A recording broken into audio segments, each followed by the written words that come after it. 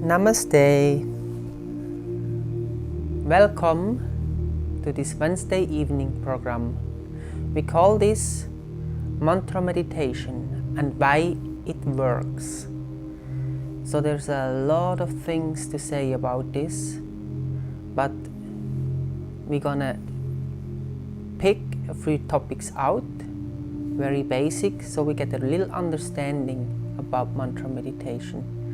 So the programs on Wednesday evening usually are like we begin with a little mindful meditation, followed by a breathing, Karana Breathing, and then a few words of wisdom from the yogic teachings, and to the end, to round it up, a little kirtan or the singing of these mantras. Now, if you sit in front of the screen, try to close your eyes. This will prevent from any disturbance what's going around you. Gently close your eyes, make yourself comfortable. You can place your hands on your knees if you like, or in your groin, however you feel comfortable.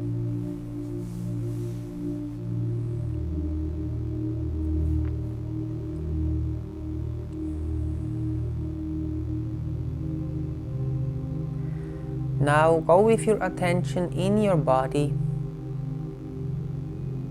Follow your breath. Inhale. Go into your body and try to feel the body from within. Scan your body. How do I feel inside my body?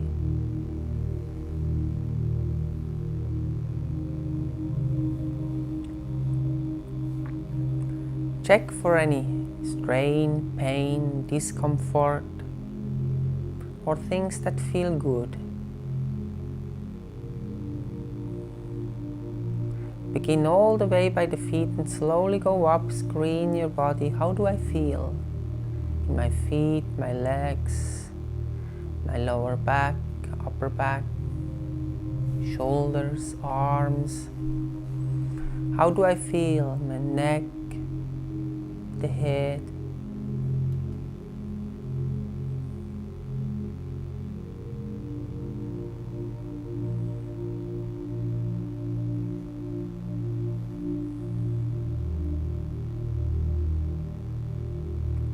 Now we're gonna consciously relax our body, starting from the top, from the crown.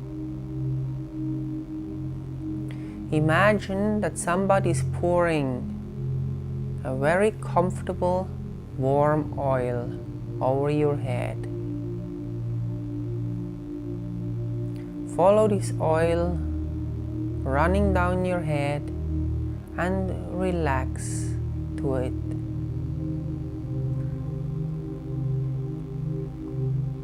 Relax your forehead.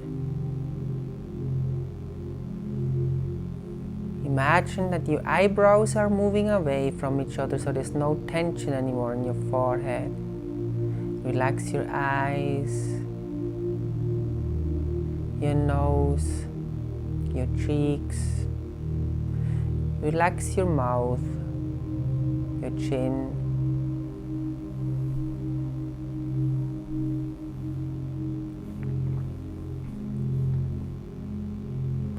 Relax your jaw by separating your teeth slightly. Let the tongue float in your mouth. Relax your tongue.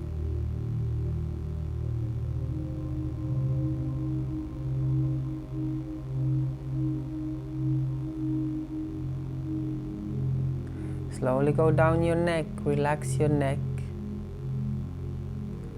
And lengthen your neck.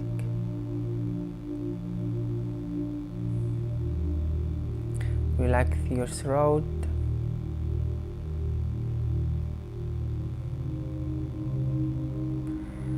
And slowly go down your shoulders. Feel like the oil, the warm, soothing oil is running over your shoulders, down your arms, down your back. Let the shoulders hang. Relax your shoulders, relax your upper arms, your lower arms and your hands. Feel a light, warm feeling running down your arms all the way to the fingertips.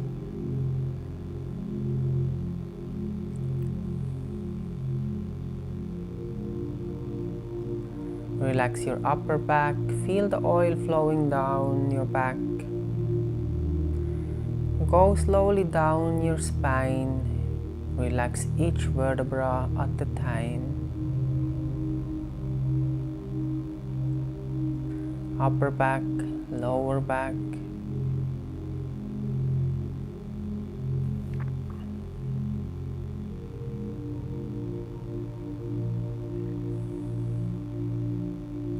Relax your hips, your knees, your thighs, calves, your ankles.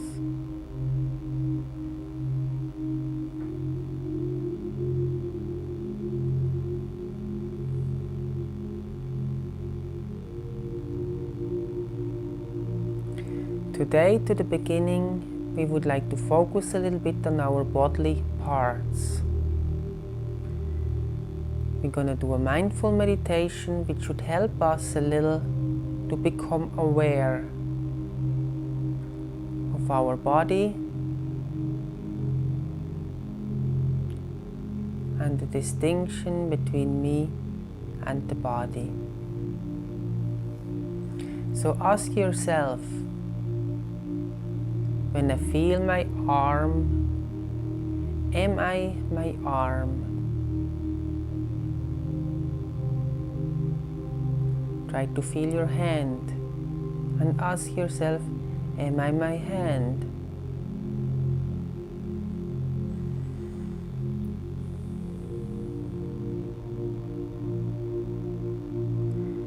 Same with my feet. Go with your awareness into your feet and ask yourself, am I my feet? Am I my legs?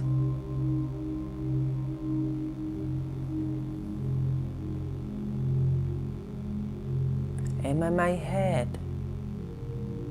My eyes? Am I my torso?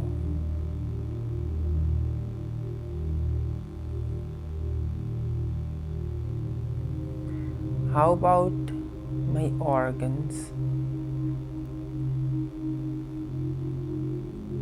Am I my liver? Am I my kidneys? Am I my lung? Or even, am I my heart?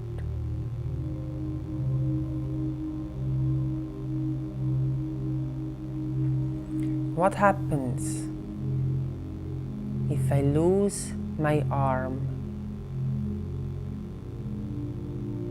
How would I feel? How would I feel if I lose both my arms? Would I be only a half a person? Or would I still be me, the person, in whole? What happens if I lose both my legs?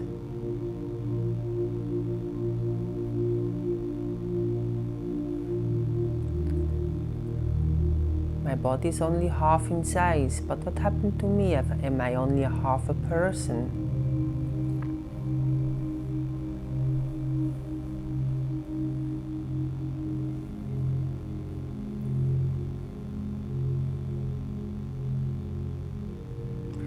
How about my eyes?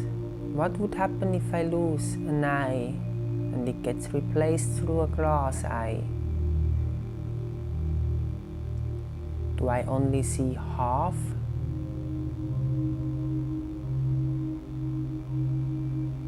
Who sees through those eyes? How about my organs? If my liver gets sick and it has to be replaced, would I be partially a different person? How about when a kidney gets removed? Is a part of me gone?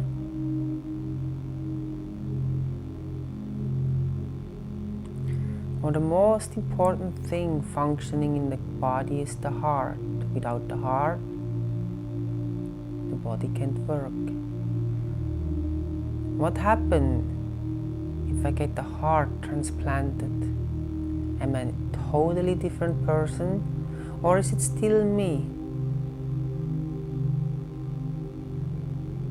All these questions are very wonderful to contemplate upon,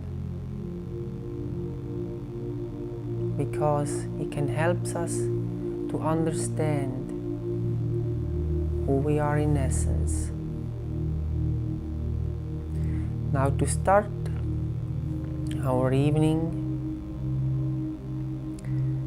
we're gonna do some Karana breathing. This is a wonderful method to calm our mind and open our heart. It will make us more receptive for deeper truth, bring us more calmness and clarity in our lives.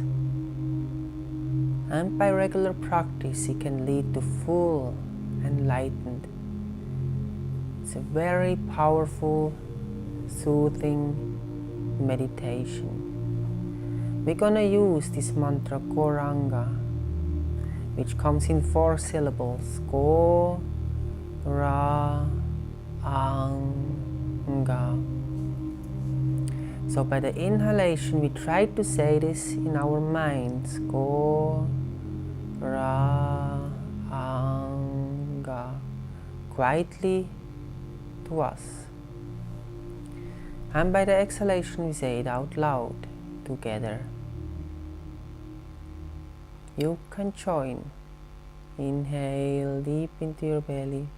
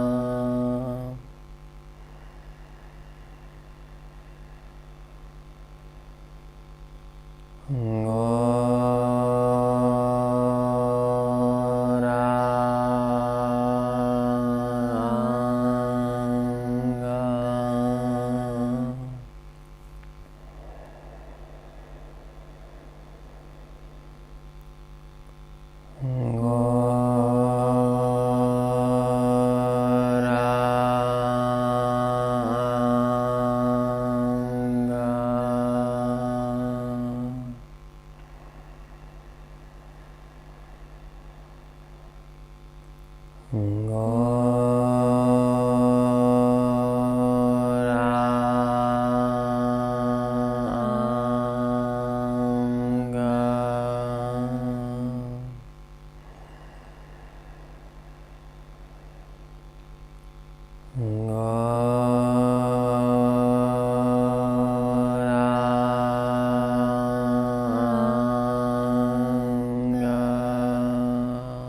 more times.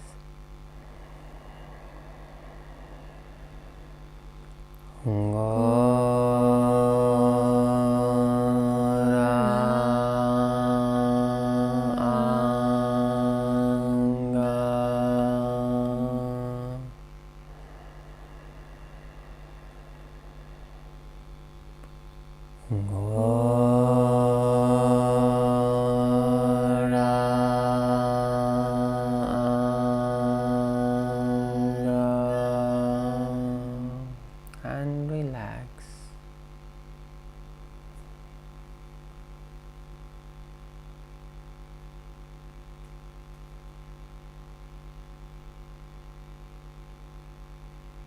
Haribol. Okay, thank you very much. So we see a little mindfulness, a little bit Karana breathing keeps us in a wonderful, relaxed mood and makes us more receptive to receive those beautiful yoga wisdom.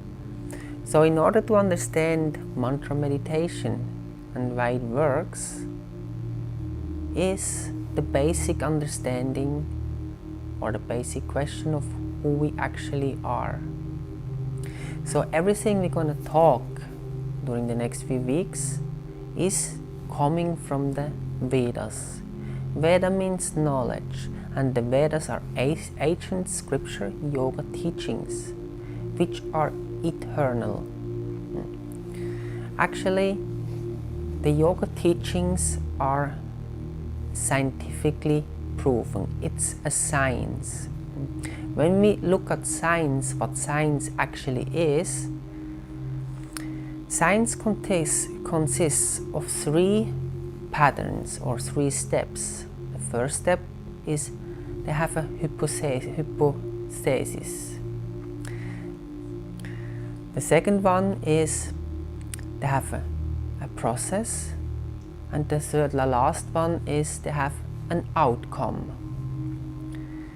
So similarly in yoga we have the same three things. We have a hypothesis, which in our case are the shastras or the scripture, the yoga teachings.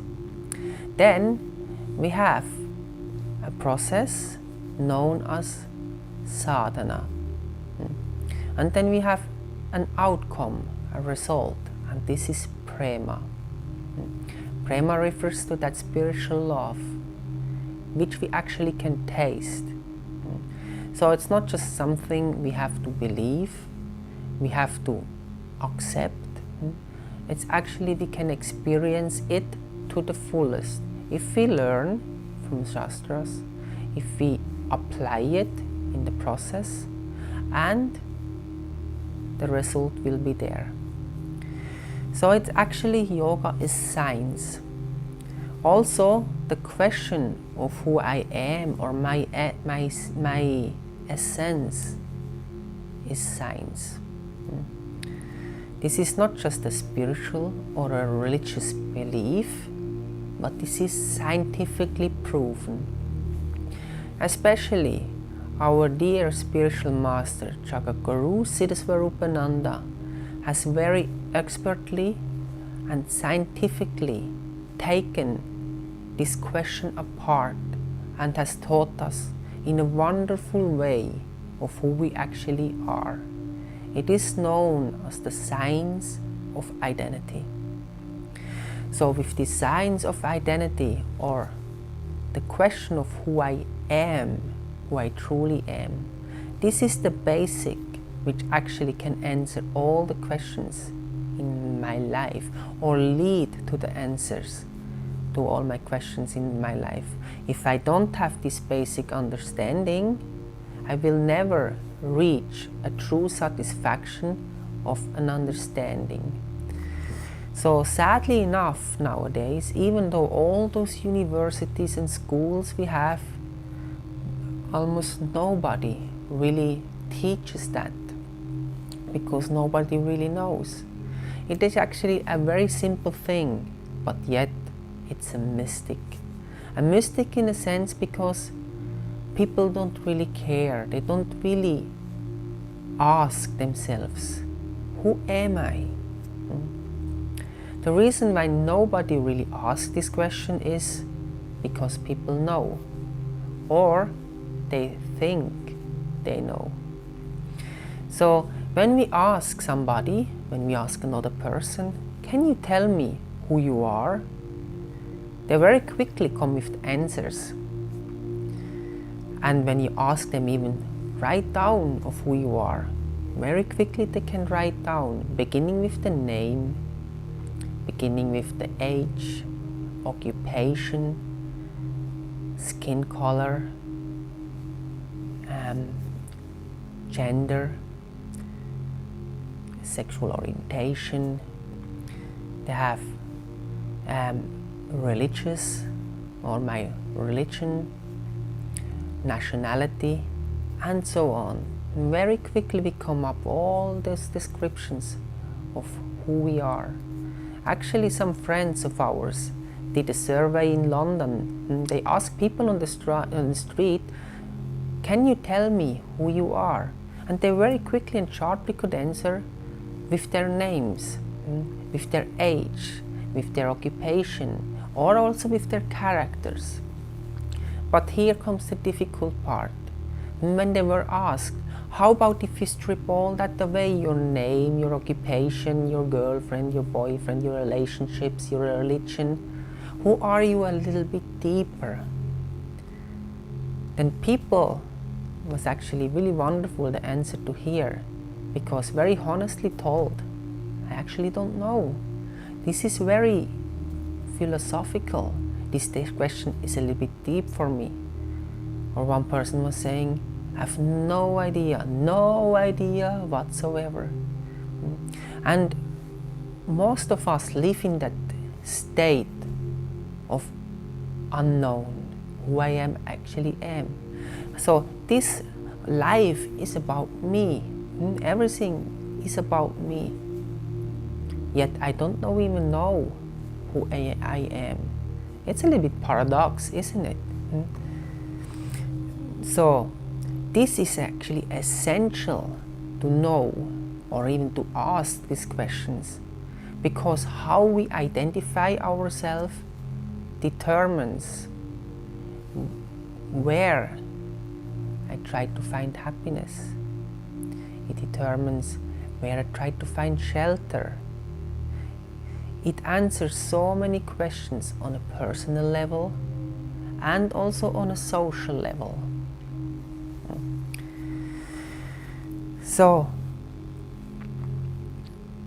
we learn from the Vedic scriptures or the yoga teachings that actually I am not this physical body. This physical body is my vehicle. I am the life force inside the body. But nowadays people have no time or not big interests in reading yoga teachings and so on. We nowadays actually rather listen to scientists. But uniquely enough, in this day, the scientists have proven that also we are not our bodies. And this comes from the Atomic Research Center in Oak Ridge. They have actually proven that our body is subjected to a constant turnover of matter. So let's put it this way. Our body has different cells. Those cells never stay the same. Cells constantly change. So when we look our arm to a certain light and we rub it a little bit, sometimes we see those light cells fluffing up. What is this? Those are dead cells. which got replaced by new cells.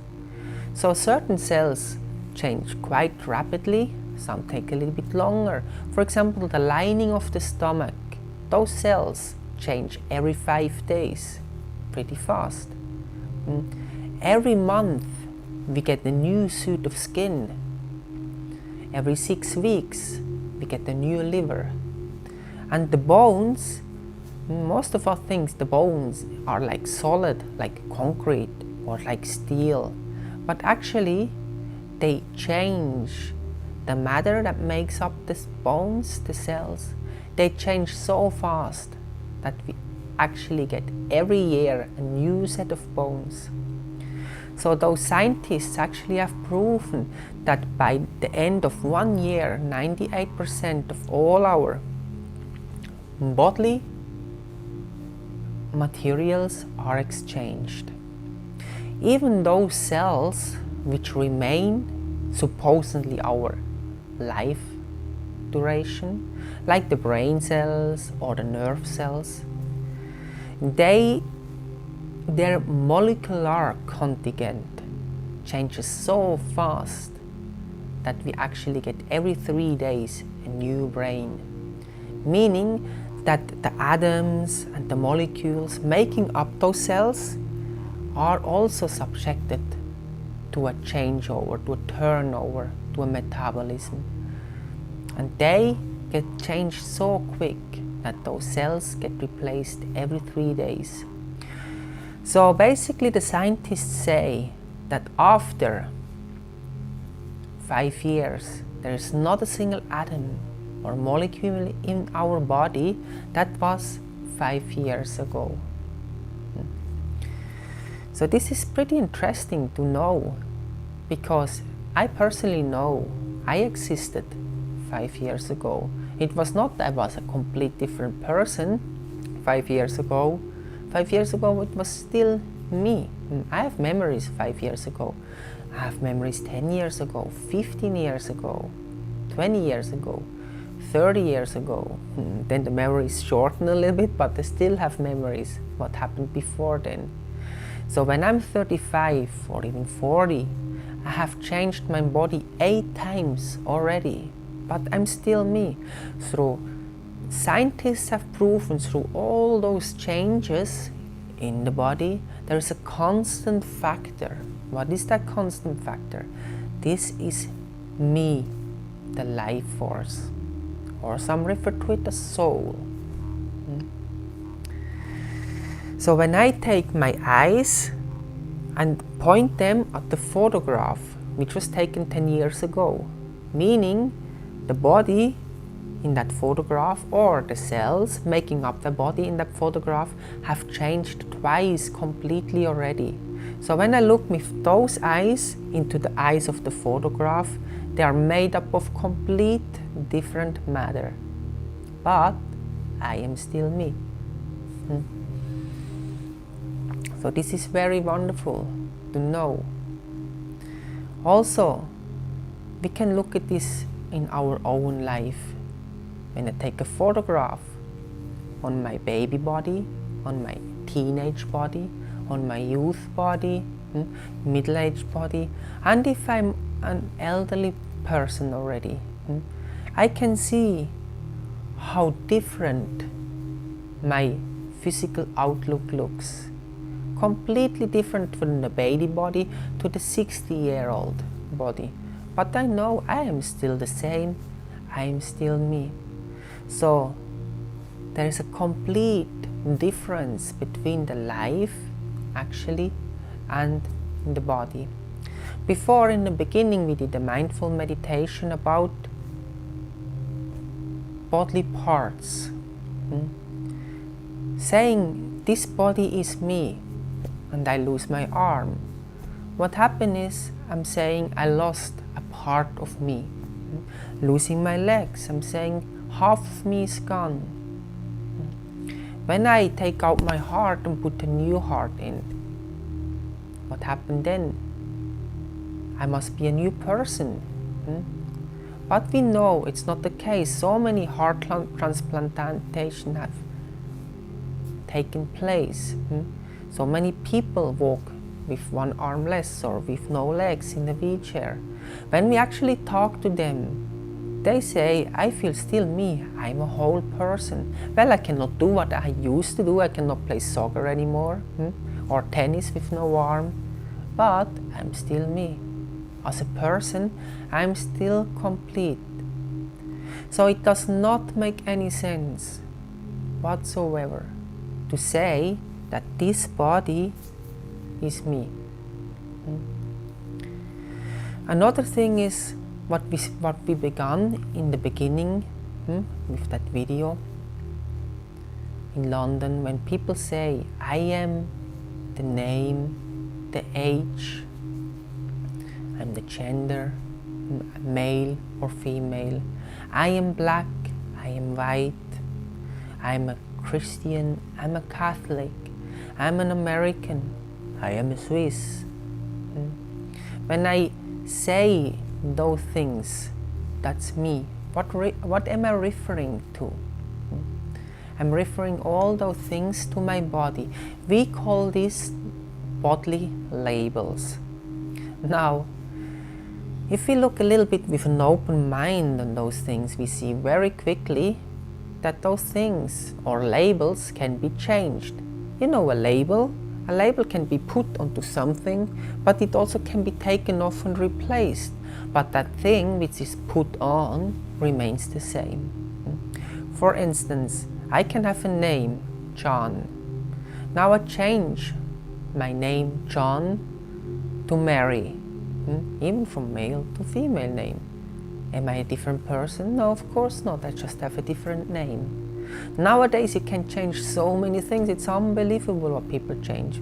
From male to female. You can change your gender. You can change your skin color. Michael Jackson did that. He was black and then he changed to white. You can change your age. Well, it happens automatically. You don't even have to do it. If you want or not, it's gonna change. Occupation. You can quit one job, put on another one. Or nationality. Change the passport. No problem there.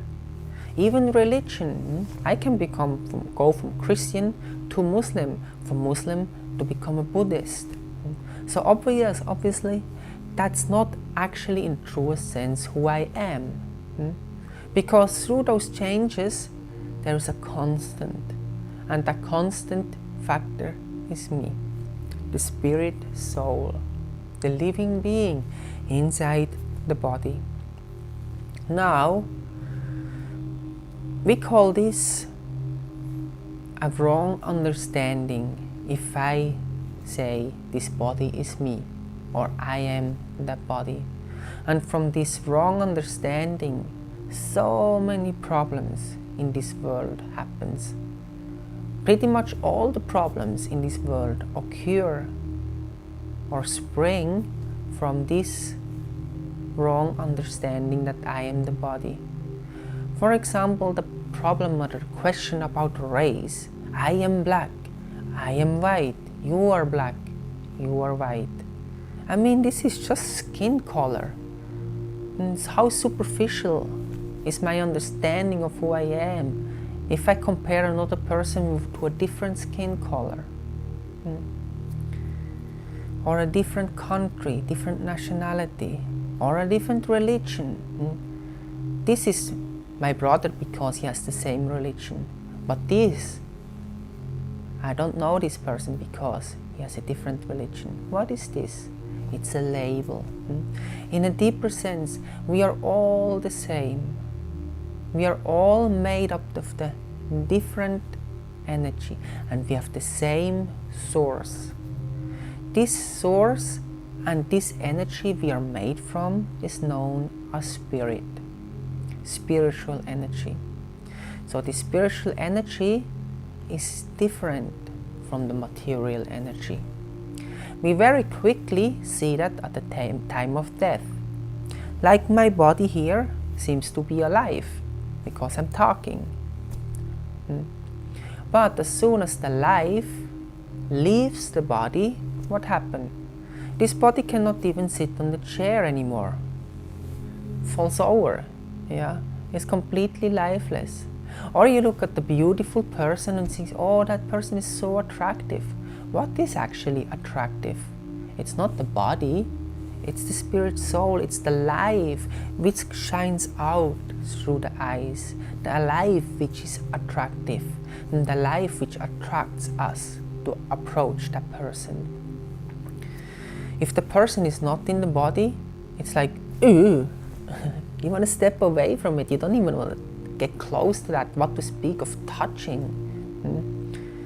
A dead corpse, it's something really gross. And what is the difference? There's no difference in chemicals, there is no difference in the DNA. The only difference is that there was life, now there is not. The same thing, exactly the same thing is with a dog, with a cat, with a cow, even with a plant. There's a really big obvious difference between a tree and a power pole. A power pole is just a wooden stick, but a tree has life. But as soon as the tree dies, it's not like the tree falls over right away. It just loses its shine, its glow. It just like dries up and it's a brown broom. It's a broom, that's all what it is. And it dwindles, falls apart. So life is actually that what maintains matter. The life force makes it so that the plant looks alive. The life force makes it so that the body looks alive. So life is life. Matter is dead. It's very obvious. Like this camera, this microphone stand, there is no life in it. We see that, it's very obvious. So there's a big distinction in life and matter. And the distinction leads to the answer of actually who I am. I am not this dead pile of matter, which actually changes anyway, but I am the life spark within the body. Now knowing this is the most important thing in our lives, because it shows us, or it leads us to a deeper thinking of where we actually can find happiness. It leads us to where we can find shelter, comfort. It leads us where we can, or how we can set our goal in life. So most people in this world thinking that this body is me, or are in the illusion that this body is me, try to find happiness through this body, through different sense pleasures. They never even consider, let's pick up spiritual life. Because it doesn't cross their mind there's something else beyond that body. Now, if I'm not this body, the solution is very simple. I can do to my body whatever I want. I can stimulate it to frenzies. I can use my senses to the max till everything hurts. I will never become truly happy. Because I'm not this material body, it doesn't touch me. I'm a spirit soul, a spiritual person, a spirit living being inside the body. I'm a part and parcel of the Supreme Soul, a child of God. So there, knowing this can lead me and guide me to the right direction to find true happiness. Now,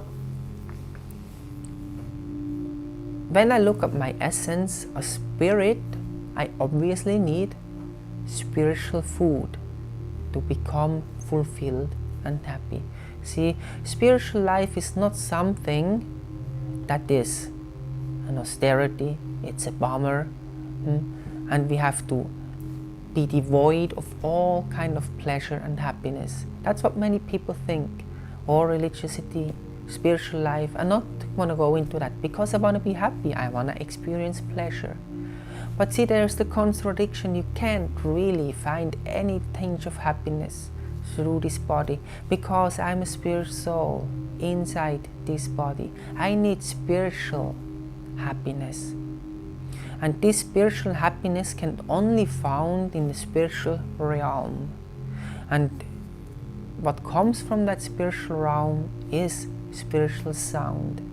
So there we get the first hint why mantra meditation works. It works because it is in essence the same. It's completely spiritual. Like me, the spirit soul is completely spiritual. Now the spiritual sound is a higher spiritual source. And therefore it has the full potency to fill me up, to give me what I need. It has the power to nourish me, what I'm actually looking for. So I don't have to believe in it. I don't have to make believe it works. Like sometimes we hear, I'm gonna heal you, but you have to, it only works if you believe in it. Well, this healing sound works without believing it. It has the power because it's fully spiritual potent. So a mantra consists of one or several names of the Supreme. It consists of names and activities of God. It comes from the spiritual world, and therefore it has the full potency to give me that inner spiritual satisfaction and happiness we all strive for and falsely try to seek in this external world through our bodies. So there is no it's not wrong to engage our senses in this world, to find pleasure in this world, but it cannot be all in all and to be expected that this is going to make me truly happy. We need, beside that, set aside a little bit time for spiritual life. And with spiritual life we mean meditation, especially in this day and age. It's recommended for meditation, the meditation upon this transcendental sound or the names of God. So I would like to cordially invite you for the next 10 minutes to sing a little bit of those names. See, spiritual life is so much fun actually. We sing, we eat, we dance, and simultaneously we get purified in our hearts, in our minds, move closer to a higher goal, a real goal, which actually leads up to of who I truly are. It leads to self-realization. Aham Brahmasmi. I'm spirit, not matter. I'm a part and parcel of the Supreme Spirit. See, in essence, I am Sat Chit Ananda, eternal, full of knowledge, and blissful. So whenever I'm not blissful, is this an indication I have accepted something to be true, which is completely not true? So whenever I feel not happy, whenever I feel unsatisfied, whenever I feel afraid, no, I am covered with something that shouldn't be there, because I mean to be truly happy, blissful. And this is very easily achieved by this hearing and chanting of the holy names. So the easiest way to come to the platform of this spiritual love is by regularly practice hearing and saying those names, those mantras. So this is really wonderful news. So it's just a little summary given now about I am not this body, I'm a spirit soul, a spiritual being inside this body. Next week we're gonna talk a little bit about the mind, also very interesting and wonderful. Now please join us to sing those mantras. My wife Baliyan is gonna help me in the background with her beautiful voice. Important to know is this is not about my voice. This sound is coming from the heart and is by nature already beautiful. So we're gonna do a simple mantra known as Hari Bol, Nitai Gaur, Hari Bol, and Gopala Govinda Rama Madana Mohana. Feel free to listen and sing along.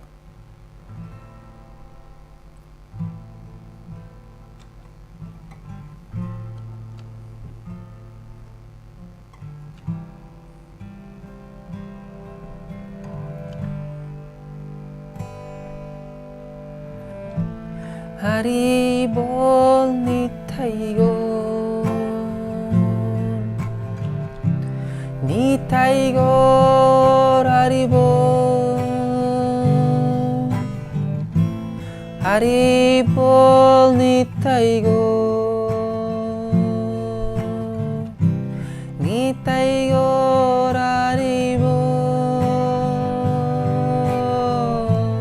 Hari Bol.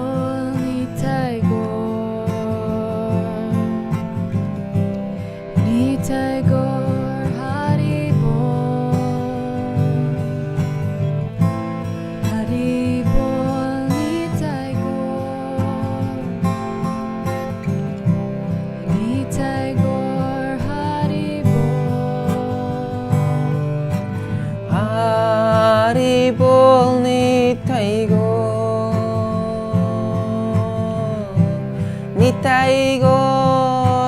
Bol, Hari Bol Nitai Gaur, Nitai Gaur Hari Bol,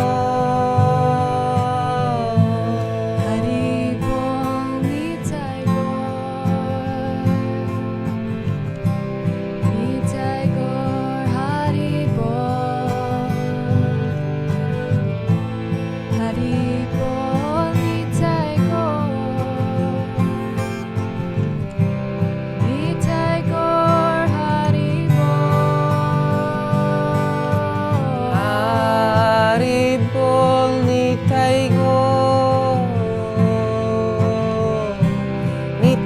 Nitai Gaur Hari Bol. Hari Bol Nitai Gaur,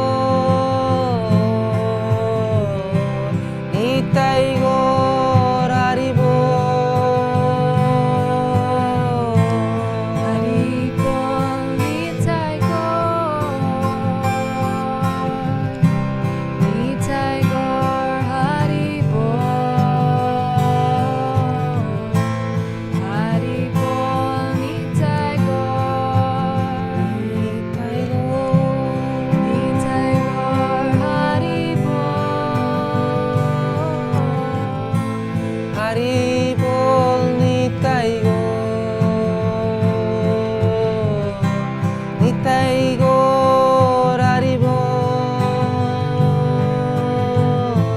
Hari Bol Nitai Gaur, Nitai Gaur Hari Bol, Hari Bol Nitai Gaur.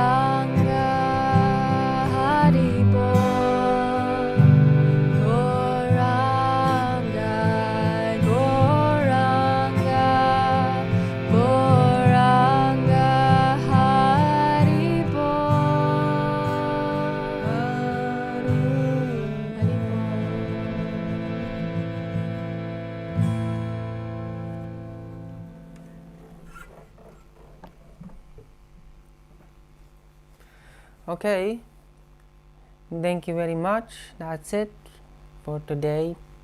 We hope we're gonna see each other next Wednesday. Wishing you a wonderful rest of the week. Thank you very much for joining. Best regards and namaste.